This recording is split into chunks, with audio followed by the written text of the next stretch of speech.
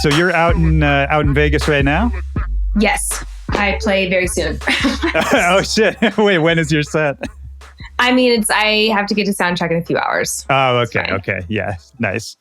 That's wild. And is that going to be the first of 6 sets this weekend? Yes, Wednesday tonight as a club, Thursday pool party, Friday EDC, Friday art car, Saturday campground, Saturday Facebook something streaming thing. Yeah, sure. Sounds about right. That is a lot. I mean, when I knew we were going to talk, I was, I always do some research and read interviews and listen to music and all that. But I was looking at your schedule too. I mean, it's been just crazy since everything came back. I've been home 2 days in the last 3 months. How is that going? Great question.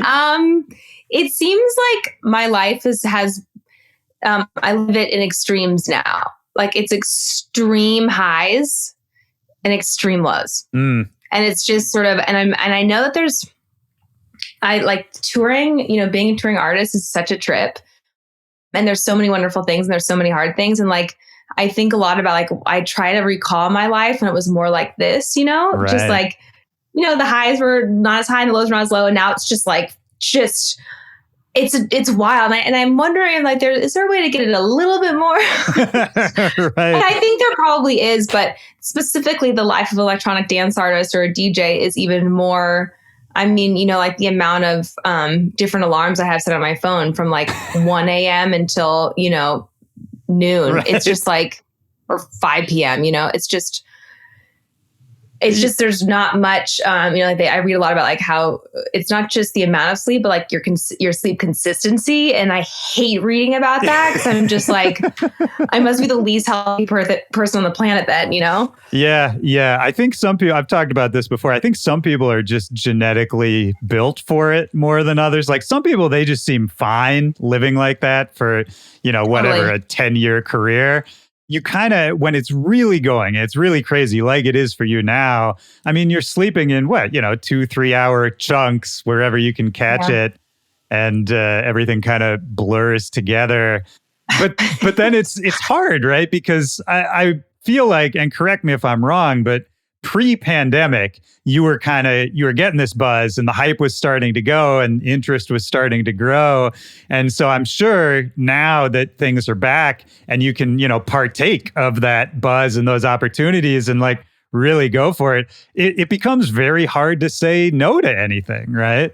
You are 1000% correct. Like the adjustment for me wasn't just that life opened up and it felt like it went from 0 to 1,000, like we're readjusting being back with people and staying, being in like standing in a field with a bunch of people and like how what a shock that was. So it wasn't only that, but also pre-pandemic, my career just wasn't where it is post-pandemic. So I went to like having to like step back in the world and also step into a real career for the first time. So it was just like, it was just a lot all at once. And I definitely I'm working on like my scarcity belief that like, I have to say yes to everything right now, like while I can. And luckily I have amazing mentors and Sophie Tucker who actually do tour like in the craziest, healthiest way. They treat their bodies like professional athletes. Really? On the road, not like a stereotypical DJ. Like they are meditating for before and after the show. And like, that's how they work on their adrenaline.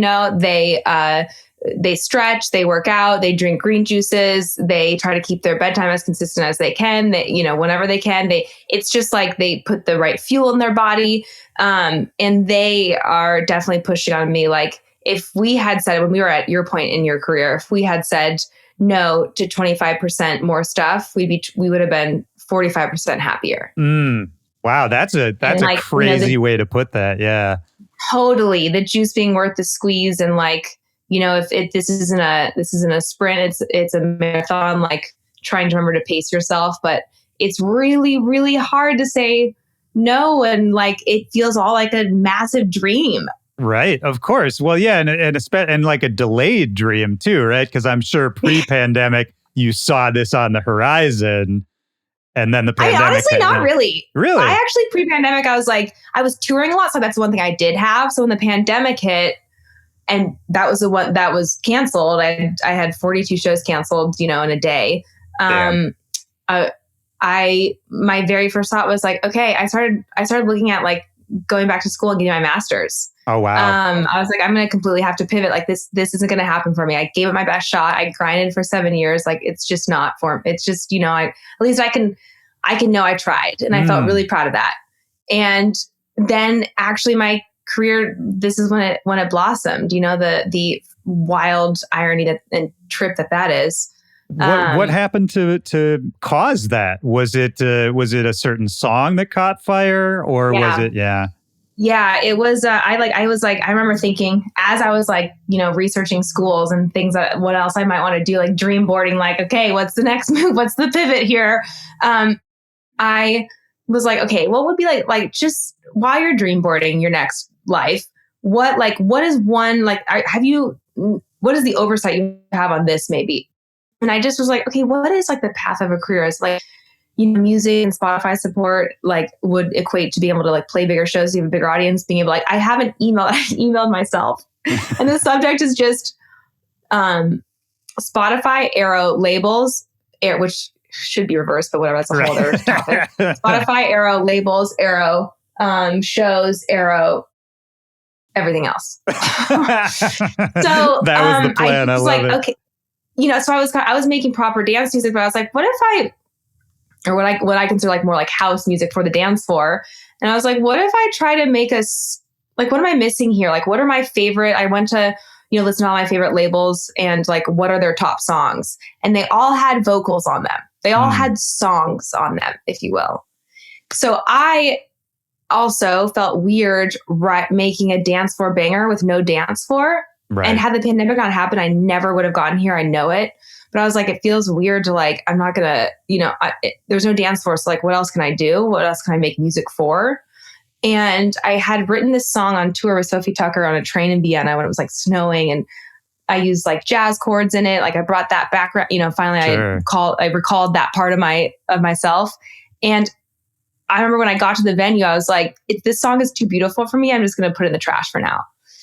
So the pandemic hit and I was like, what am I missing? Maybe it's a song. I pulled that trash song out of the bin and I sent it to Little Boots, and I was like, do you want a top line on this? And like previous to this, like my top lines were just like vocal samples of like, powerful women yelling at you essentially. Sure. Yeah. And so then she had just listened to a speech by the Queen of England about like stay home and one day we'll meet again. And then she wrote meet again. Within like an hour, I got a vocal back. Wow. And I was playing it in bed. She sent me like an MP3 bounce of it. I'm sitting in bed playing it, and my boyfriend rolls over and he's like, you should make music like this. And I was like, this is my song. Oh, wow. And so, so then that song, Soph and Tuck sent it to a big playlister at Spotify. And like, cause like I sent it to Tucker and he was like, this is it. This is it. This is it for you. You should be making more beautiful music. And sent it to somebody at Spotify, and they put it on the Mint playlist. And then literally that changed my life. That's what did it. Wow. I mean, that good. Yeah. And they're like my support there exploded. Labels started coming in left and right. I had 13 label offers, like, with pretty shortly after there, I got a bigger booking agent who just like boom went to work. Like, my manager's been here from the very beginning, grinding it out, not getting paid at all for years. So she's staying strong. And it's just, you never know. Like I get asked a lot by, budding artists, like, what do you recommend? Like, what is the path forward? And it's like, there's 1,000 different blueprints, which is exciting, but also like maybe overwhelming. Yeah. And that just happened to be mine. Yeah. Yeah. Well, and it's really interesting. Maybe that's a good way to talk about your songwriting too, because not only when I was looking at your crazy tour schedule, also you've put out just a ridiculous amount of music, since the pandemic, like especially just in 2021. And what's insane is that I'm sitting on like 20 tracks that I love. They're like done. I'm in the process of signing a deal, and so we'll be releasing like a more full body of work next year. But yeah, so that song was like, that song taught me like you can sort of be a little bit more musical than maybe you thought you could. And like, that is actually connecting with people. And like, I know that people say this all the time, like be authentic as you can. And like, you'll find, your people. And it's, I don't know, for some reason I wasn't really taking that advice. And so that showed me I could do that. And I, started really working on like piano ideas and like kind of like honing on that sound. And it just, yeah. And I found some amazing collaborators that I still work with all the time, engineers, and like, it just started flowing out. It was, I mean, right now, the hardest part is not the music, it's scheduling the release. Honestly, I have 4 remixes that like the labels are pissed that like, we need to release this, but like we need 2 weeks on either side. Like can't find 2 weeks on either side and I don't have a release. It's crazy. I mean, it's a good kind of problem to have, but that is truly wild because it seems like, correct me if I'm wrong again, but you have that sort of light bulb moment where all of a sudden it's like, oh, if I do incorporate more of my own influences and my background and history, that people are actually connecting to it more. Did it make writing music easier? Did you start writing faster? Totally. Because I wasn't like emulating anybody else, which like I actually think that emulating is like, I mean, I went to school for jazz piano performance, and like what we do in school is we transcribe, the best jazz musicians out there, and that's how we learn from them. Sure. So I think emulating is a great way to learn. But I was just doing that, and then all of a sudden it was like, okay, how can I combine all these influences, and even like my DJ sets. So I tried to apply that to like how I actually play. And my influence, like really, I come from the jam band world, the jazz world, the jam band world. Was raised by Deadheads, and like that's like that energy and that like that's my first love. And so I kind of started like, okay, well, how can I be like a one-woman jam band? Like, what if I like loop?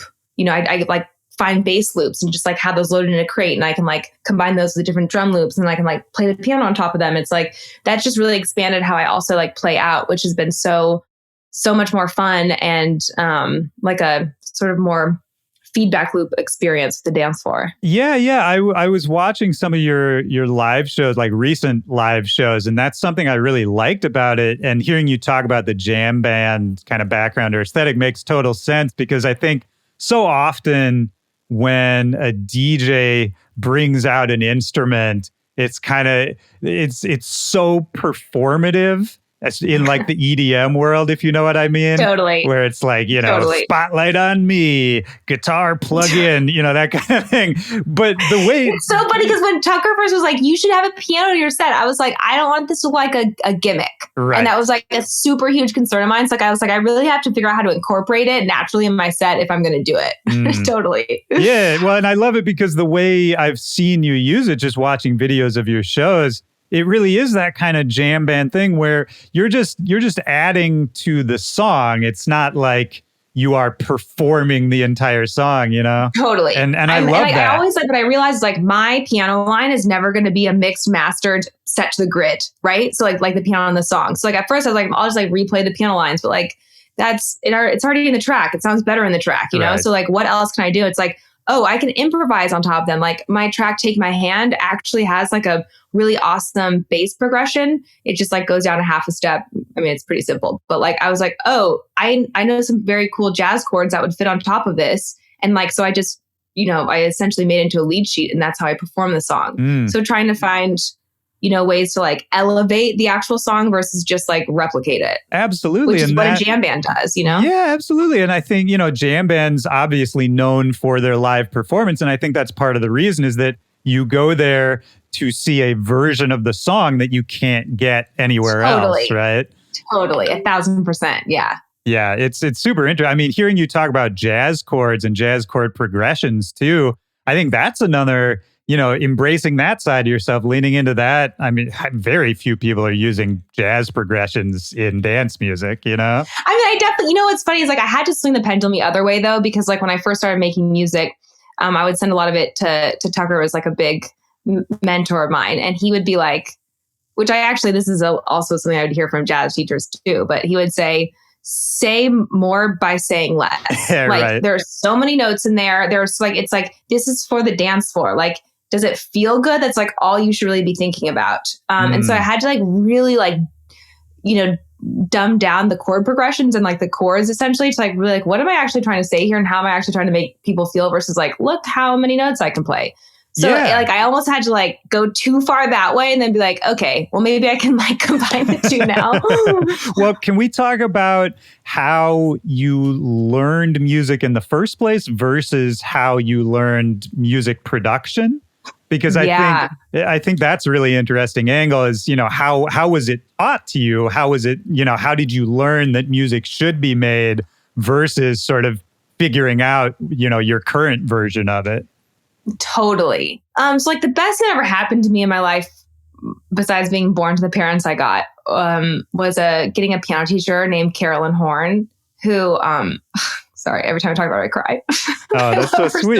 That's so sweet. She has Alzheimer's now, so it's like makes me pissed that she can't see this part of my life. But I was so lucky. I started with her in second grade. And she's a classical piano teacher, but she cultivated creativity above anything. So like in middle school, when I kind of was like, like maybe not just want to like hang out with my girlfriends or whatever, she would like, I'd come in and we'd like play the inside of her Busendorfer piano, or we'd like play the bongos, or like we would just dance. And she just like instilled the love of music in me. And so I always knew music should be made from that place, like, at least from like an emotional sense. Yeah. And then when I started getting, I learned classical music. I learned the Greek piano concerto and performed that with her in high school. And I kind of was like, this is cool, like playing somebody else's music, but like I want to incorporate, more of whatever I'm hearing, or like how do I so that like led me to jazz. And she just she helped find a jazz teacher, and she just, I studied with her all the way till 12th grade and really for life. Right. And then I went to UC Berkeley and studied jazz piano performance. And there it was a great experience. And I studied with Myra Melford, who is next level amazing. But also I was studying it in school, so I was graded on it. And right. It sort of became like here and not here anymore. It was very like, I knew what notes I could play over what chords on this lead sheet. And then I went to see my first DJ, Tornado Wallace, in San Francisco, and literally did not know what a DJ was. I was like, there's one guy up there. Why is there so much sound? Where's the band? Like, are they hiding behind him? Like, truly like didn't understand the concept. How old were you at that time? I was post-college. Okay. Yeah. It's like way later in life. Like a lot of like, people I mean, I was like, I was raving since I was 12. I'm like, what? I found it so late. Did not know electronic music was still at this point. Amazing. And I was standing next to a friend. I'm like, what is happening up there? And my friend broke it down for me. Like, it's body music. It's for your body. Like maybe like he's going to play just like a kick in a hat for 5 minutes. And then when he brings something in, it's going to feel so euphoric and good. It's like, meditating almost. And I was like so drawn to that immediately because I just spent so many years like being stuck here. And so I was drawn to it, just like learning about dance music and the culture, and, through my own parties in San Francisco that were like queer, gay, wild, just like amazing messes of disco. And, and then eventually was asked to join this all-female electronic band in LA. And that's where I started learning like sound design, synthesis. Is like, oh, I play the piano, like this is translatable to a synth. Not at all, really, though. And so I had to like lock myself in a garage and teach myself sound design, and actually like ended up working with like the Daft Punk arts team and getting to synthesize on some of their synths. And like, obviously that was a gateway drug. Oh, so how did that happen?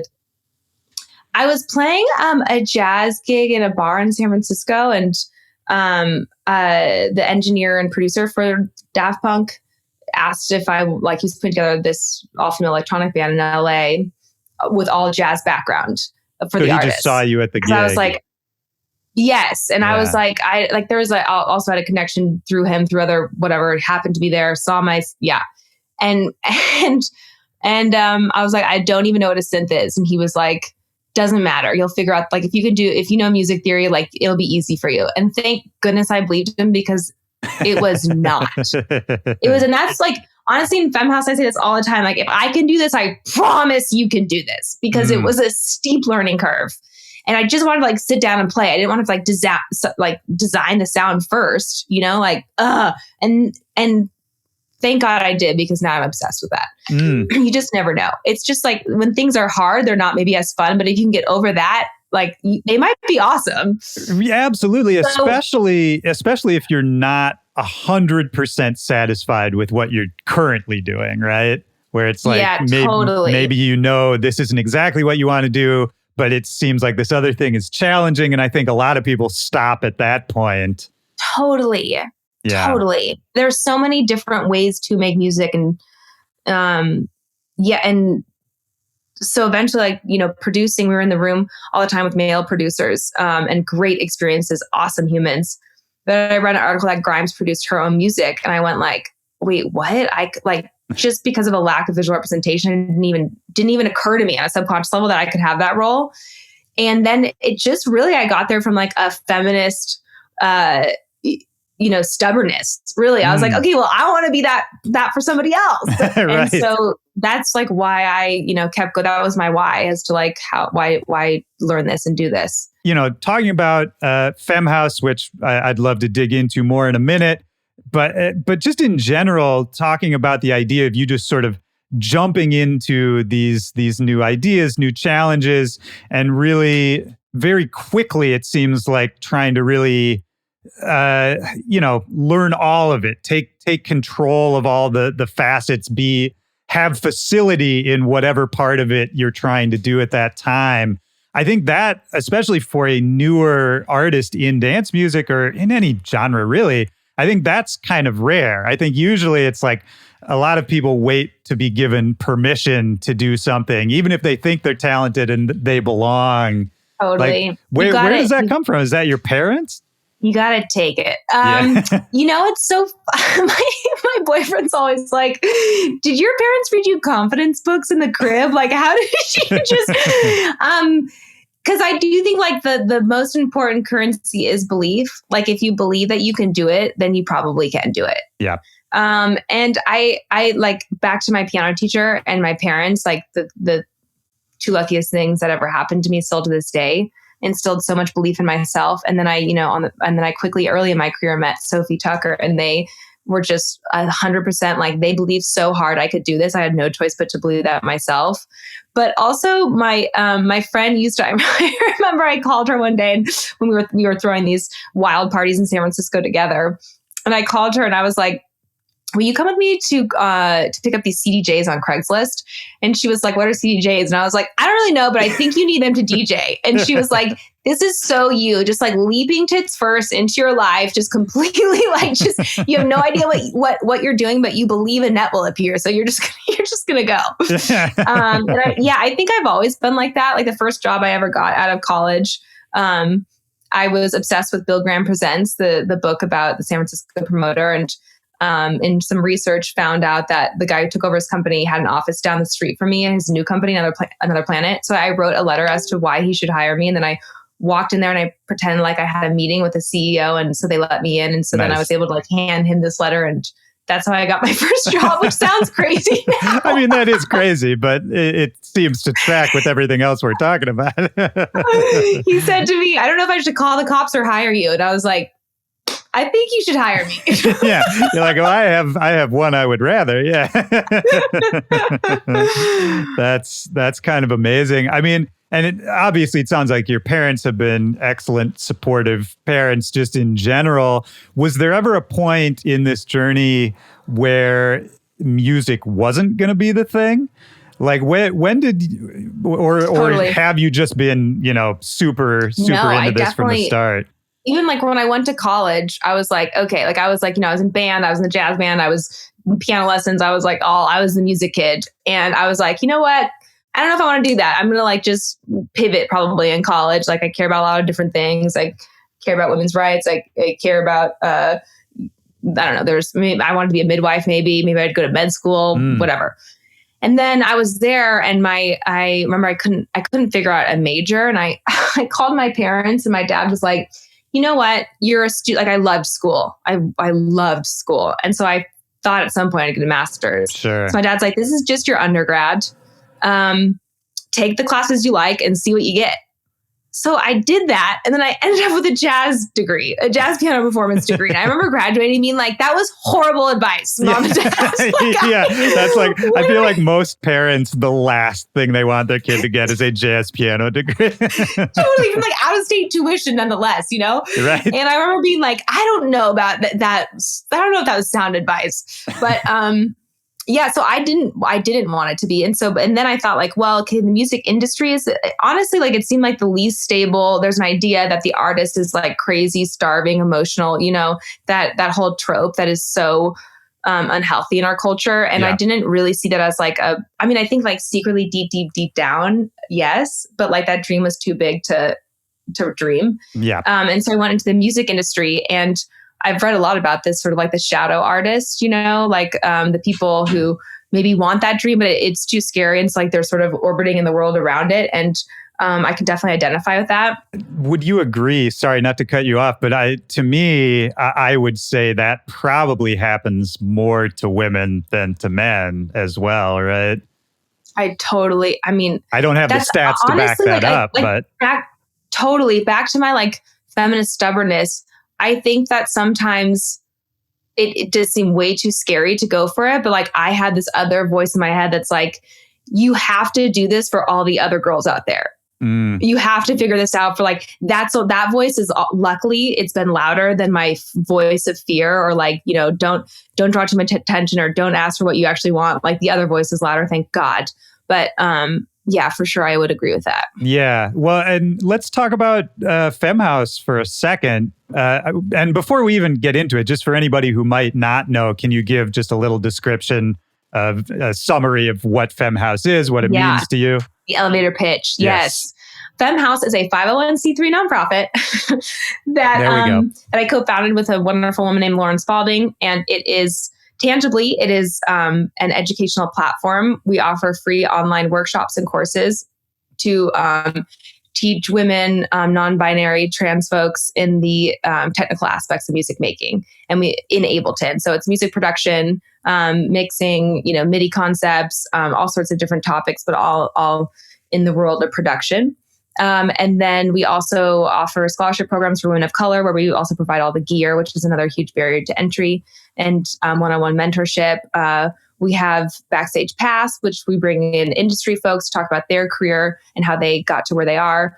We partnered with Alicia Keys' nonprofit. She is the music recently to launch She Is the Producer, which is sort of like a mega, like a more intense online course. Sure. And we're getting ready for the second one. And that one was insane to me because we went to Ableton. We're like, if we do this, will you give licenses to every girl that signs up? They're like, absolutely. Ableton's been an insane partner. They're like, no, for sure. They're like, how many do you think will sign up? We're like, probably like 100. Within 15 minutes of launching that, we had 3,000 people sign up. Holy shit. That's amazing. So then we immediately freaked out and capped it and had to go to Ableton and be like, hi, do you remember when you said? And they were like, without batting an eyelash, amazing. Wow. Just so cool. And we had like that. It was so crazy tuning into those courses because like they run live, and then if you can't do the live course, like there's videos and more content after. But watching tuning in and seeing in the chat, you know, hello from Brazil, hello from Argentina, hello from Mexico, hello from Canada. It was just insane. Wow. So anyways, that is, we're doing our first Femme House tour next year, where we're going to do workshops during the day and all female lineups at night. We're starting to tiptoe into live event space with some stage takeovers. Yeah, that's, I have a radio show on Sirius XM where I interview female producers, and just platform them on Diplo's Revolution on Sirius. So, I mean, all of that is incredible. And I'm just thank you for doing that work in the first place. But again, it just makes me think like you started doing this so soon after yourself entering the scene. You know what I mean? Like, I really do think... I had so many people tell me it's too much all at once. You have to just build LP Giobbi. You can't like build this other thing, you know? And it's just like, it's really hard to know the voices that you listen to and not listen to, you know, in this industry especially. But I knew that my why was Femme House. So like building it kept me going as an artist. And I think that what's so exciting about the state of the world now is that people who are in positions of power, gatekeepers, have to care about this stuff. Yeah. And so, as we lift as we climb, and that has totally happened with Femme House, which is so cool. And like as I gain anything and any contact comes into my life, like it's people want to help, people want to do good. We've had all these organizations reach out, like Moog and Native Instruments and like how can promoters, how can we do better? And it's just really cool to be able to, plug them in and have them support and help. I love that. I mean, it's great too, because this is maybe an obvious thing to say, but what you were just talking about, that, you didn't have any visual examples of what you could maybe become when you were starting off. I mean, it's literally building that for other people, which I think is kind of amazing. It's like, do I think having more female, only 2% of producers are women? Do I think having more of them is going to change the world? Like, I don't know. But what it did for me when I realized Grimes produced her own records, I went, I am one of the luckiest humans alive. I was raised by hippie parents who were like, you can do anything, you can be anything. And I still didn't think I could have that role because of a lack of visual representation. So then I went, what else do I not think I can be? And so, Femme House just happens to be here's the one thing we're filling, but really the goal is to, expand your mind that you can do anything. Right. And we're just happen to be doing it through music production. But it's really so much bigger than that. Absolutely. And it's just one of those things that it's easy to talk about ideas of representation. And I think everybody sort of logically can understand that idea, but it's far different, I think, to actually experience, to have an example of it in your life. I was talking to, I don't know if you know the producer Tsunami. She's fantastic. And she said basically that she really didn't understand that this was a thing she could do until she saw Toki Monsta perform on a stage, Totally. And just moment, like a switch flips. And I can't tell you how many DMs I have received after playing shows with that message. And it's just maybe I haven't slept. Maybe I've been sleeping on an airport for an hour. It doesn't matter, because are you kidding me?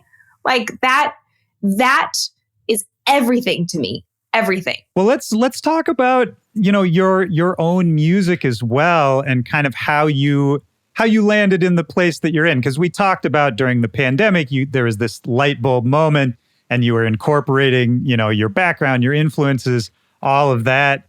But, why house music? Why is there, you were saying you started learning about the history of it, the culture of it. I do feel like there's a lot of parallels between the history of house music and what we've just been talking about. Oh, totally. It's created by Black queer people, 1,000%, safe space to be you. But I love this question because, hindsight's 2020. It's an easier for me to look back and why did I end up in this, and sort of understand it. But I think that's something that's really cool.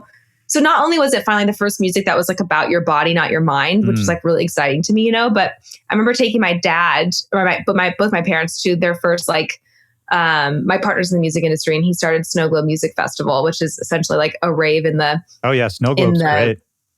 Yeah, yes, in the snow. It's crazy. So my parents came, and I remember my dad stepped out in the field, and he was looking around, there's the crazy amazing raver outfits and the totems, and he looks at me and he goes, I get it. If I was born now, I would be a raver instead of a hippie. I would be, I would be taking Molly instead of acid. And I totally see the through line. The plur community, that's exactly what, the dead community is built off of too. And so, just enjoy dancing and being part of something greater than yourself and building community. And that is house music to me. And so the ethos really drew me in. What it stood for, who it was started by, the history of it, and just the music that it was just for your body kind of was what really drew me in. Yeah, absolutely. It's just fascinating to me to sort of draw the lines back, like we were talking about. I had Marshall Jefferson on this show a few months back. Oh my God, hello? Yeah, I mean, the guy who ostensibly invented Piano House, right? 1,000% literally tried to tour with a Korg M1 because of him, which was like the worst idea ever because it would break every other night. But like, that's amazing. Well, to hear you, I'll tell you a very quick story he related to me, which was that when he first got all of his initial gear, the reason he got what he got and used what he used was basically because a Guitar Center salesman kind of just tricked him into buying a bunch of expensive stuff that he didn't know what it did. Like that's how it started. Wait, so that salesperson should like thank goodness. I know there should be a statue of that person. I love that. Yeah. But there's something about, I don't know what it is for me, but Piano House specifically really speaks to me. When I first got into dance music, I was into crazier kinds of music. I was listening to like happy hardcore and, just wild stuff. But it was piano based, really. At the end of the day, It was, these chord progressions and these stabs and that kind of thing. And it's just fascinating to see how it evolves. Like, do you look at what you do? Is it Piano House? Is it piano based? Is it like, do you feel like that's an art form Piano that House has like a connotation now, especially like in the UK, that's more like Jax Jones and like essentially pop music over there. Right. So I would, like piano, but I mean, some of my tracks were like completely just like me trying to emulate, those guys who started this whole thing. Like I was listening to, I had such an intense period with Carrie Chandler, and sometimes I make like cry dancing music that's like more emotional and the piano is used in an emotional way, and sometimes I try to make more like classic jams. So like Piano House, yes. But like, I know that it's like, EDM that has a different connotation than dance music. And so Piano House, I mean, I'll be honest, like I have some records that like could definitely fit in the connotation of Piano House that will be coming out next year. But right. I think overall it's probably not, but I call it Piano House. I mean, maybe a better way. It's piano used in house music, Sure, of course. I mean, maybe a better way that I could have asked that question is, do you see yourself fitting in or as a part of any particular scene or movement that's going on right now? Such a good question. Femme House, the name was started because I was on tour with Soph and Tuck and I was stressing out about like, I make music all over the place. Like there isn't really a box. Like, what is it? Like, what is my genre? Like, where is my home? And finally Tucker said, what you care about is empowering women. So why don't you just call your genre Femme House and like have like powerful female voices on your tracks. And like, then who cares what, And so that's, I kind of used that intentionally so I didn't have to box myself into a genre. I mean, does that help in like pitching? I do find that sometimes I show up on stages and a lineup that's booked for a festival and like, I'm not really the right fit for this. And so it's important in some ways to package yourself to make sure you're on the right lineups. But in general, kind of trying to, some tracks fit in somewhere and some don't. And that's the beauty of being a DJ. Like there are some nights where I can't play any of my songs because like the dance floor just doesn't want them. And then there are some nights where I'm playing like pretty much an all original set. And that's kind of what I love about showcasing my music through the art form of DJing. Absolutely. Oh, I mean, you're speaking my language here. That I couldn't have put it better. But again, you haven't been doing it too long. It makes me wonder, what were your early DJ gigs like? What were those experiences? Oh my God, they were so bad. Like it is so this is what's crazy about Sophie Tucker. Talk about the belief currency. I opened up for them I was at Snow Globe. My boyfriend came to me and said, we need an opening DJ for this new act, Sophie Tucker. And I had just heard Drinky and I was like, I love Drinky. Like, yes. And I was like, I'll do it. I'm like, I don't really know how to DJ, but I'll figure this out. And so jumping in head first again. I love it. Just leaving in tits first. So I got Serato and I was like DJ off my laptop. And like, honestly, the set was pretty bad, but I played like, deep inside. Like I was playing like tracks like that, like more like trying to find the classics, just like play it safe. And nobody's on the dance floor.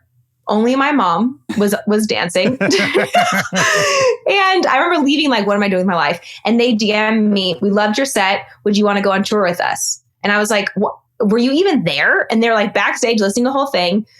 So I actually went on tour with them and I learned how to DJ on the road night after night. It was their first US tour. I was in the minivan with them, failing night after night. I mean, I was like, I would start off with like I just like loved the track. And so I wanted to play it, but it was like an 80 BPM, like synth sci-fi track. Right. And they're like, try to mix it into like, I mean, it's truly atrocious, but I was excited and I was like I was just like loving that I got to do it, even though maybe like there were only 5 people at my set.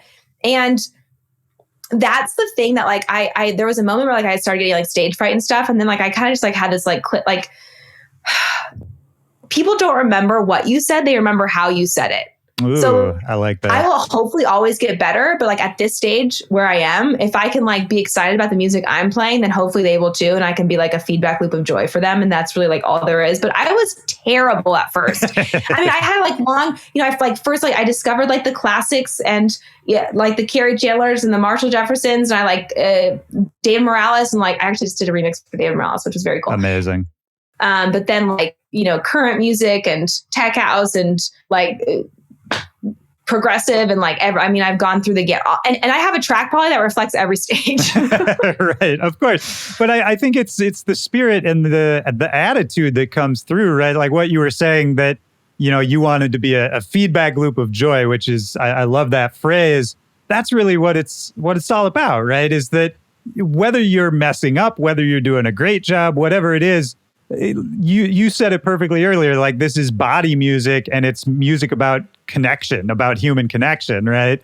And so if you're up there and it's not going well, as long as that is displayed and everyone's on the same page, that doesn't mean we can't have a great time, right? Totally. And like, I definitely had a lot of fear at first. Like, I don't know enough about dance music. I don't know enough about like, all the subgenres and like the histories and what lane I should live in. And like, I kind of had a little bit of fear when I first went on the road with Soph and Tuck. And then this was like, this is all about the DJ dancer connection, and like, if I can just focus on that, like I'll start learning the rest and like be able to pay homage when I want to. And like, work through that. But just like, it really ultimately comes back to, which is like, I think like my jam band roots, like, that dance floor is so sacred. And like, that's, what it's all about. Yeah. Yeah. It's super, super interesting. Were your parents musical, like outside of being big Deadheads? No. No, my mom like took piano lessons when she was like 10, when she was forced to. But she didn't have it, like I just got so lucky with my teacher, but, they cultivated a joy and a love of it, but they've gotten asked this before too. Like they're like, "Oh, you have no idea where this came from." And like, but the thing is, like, I don't actually have an innate talent. Like I'm not. I work really, really hard and I study really, really hard. And but I say that as like an inspiring thing because I'm not naturally gifted. So like anybody can do this. Like you just like if you have the heart and the dedication. Well, yeah, that's and also, great. I realize my privilege in like being supported by parents and like getting to have a jazz degree in college, which is like such an absurd thing. And it is like just littered with privilege. And I'm super aware of that. Yeah, no, I mean, I'm in the same boat. I mean, I played trumpet throughout high school. I had very supportive parents. I have a degree in music too. And it's all, it huge advantages that were given to me at a young age. And totally 1,000%. Yeah. Very, very grateful for all of that. But, it's interesting, like just thinking about your parents and the path that you took. And I think it's really interesting. You say you weren't necessarily naturally talented, but it's just work. Because I think, say somebody goes to see you at a festival tomorrow, say somebody's in Vegas, they go see you tomorrow. They're not going to see the years of piano teaching, right? They're not going to see the work it took to get there. And I think that can create sort of this false idea, right? Yes, totally. This is like, I was being interviewed by like Billboard and they asked me like, what is it like to be an overnight success in the dance space? And I started laughing so hard. And somebody told me this, which is a famous saying, overnight success takes a decade. And it is 1,000% true. And like, I feel like removing that barrier is so important.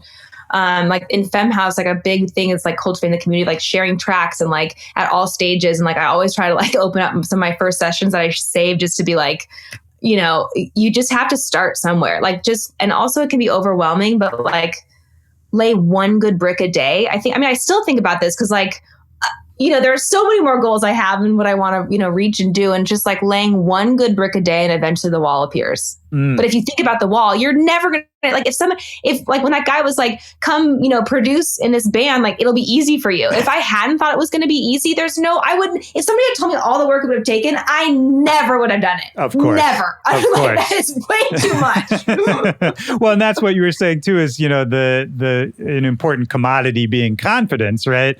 Is there has to be, I think it actually gets harder in a weird way when you have a longer career. It's sort of counterintuitive because all of a sudden you kind of know too much.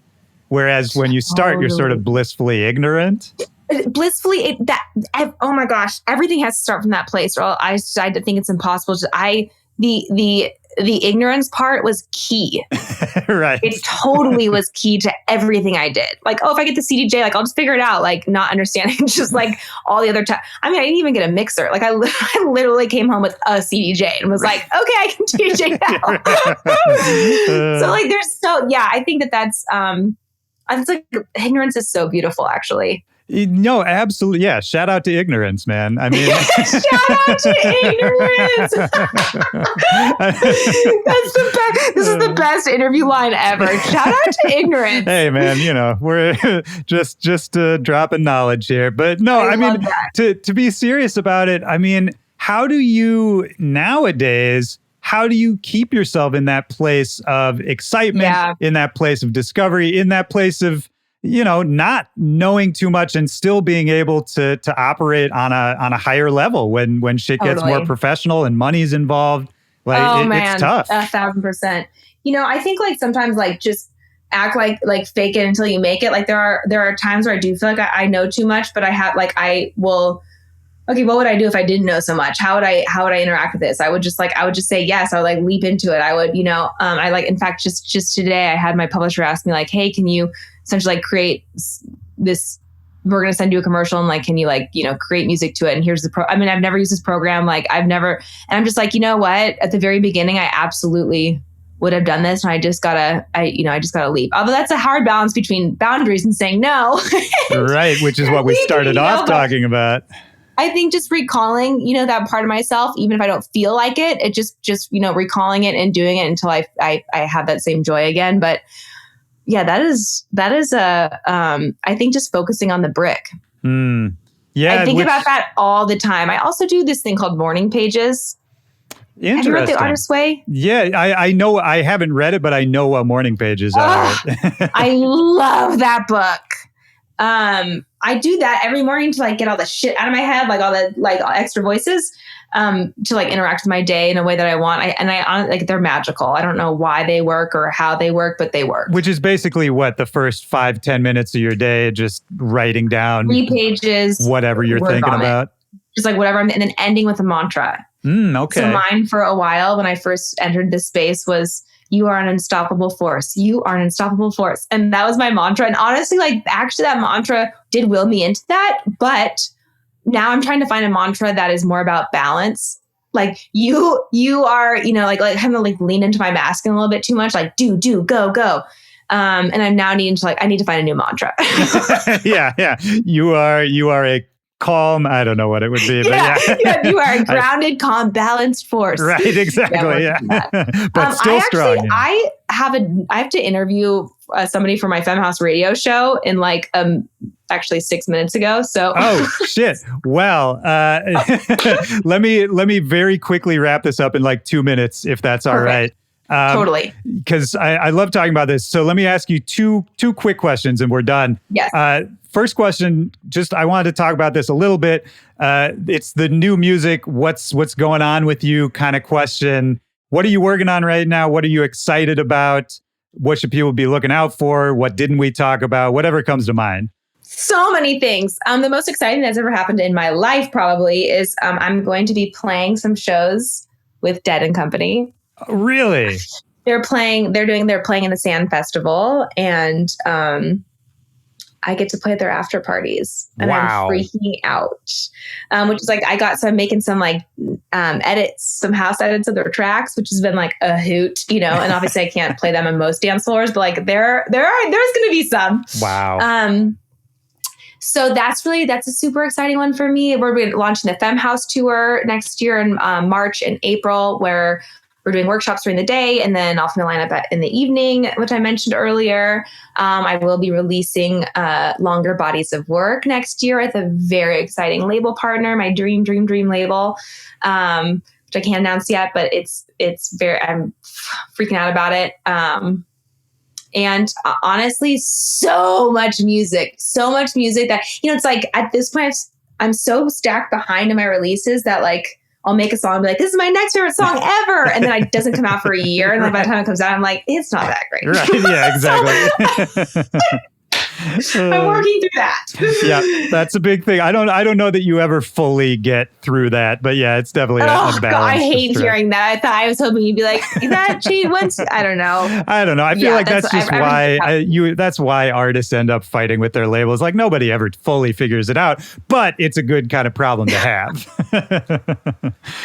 Totally. And I always have to think like, you know, a song isn't for like, once I finish it, it's just not for me anymore. Somebody will take what they need from out of it. And like, it's out of my, like, I just try to be not so precious with it and just like, hopefully continue to be excited about the next one. I mean, if I can be excited about the music I'm making, like and this is another thing about like peeling back the layers from when I started making music to making music that I like, was a 7-year gap. And it's just like, that was just part of my process. And I think that when, you know, it's you finally were able to, and you're like working in it and like, it's not sounding how you want it to sound, but like, I mean, it can be a longer process than you think. Yeah. People need to hear it, man. That's what we were talking about before. It can take a long time. 7 years, I think, is actually pretty good.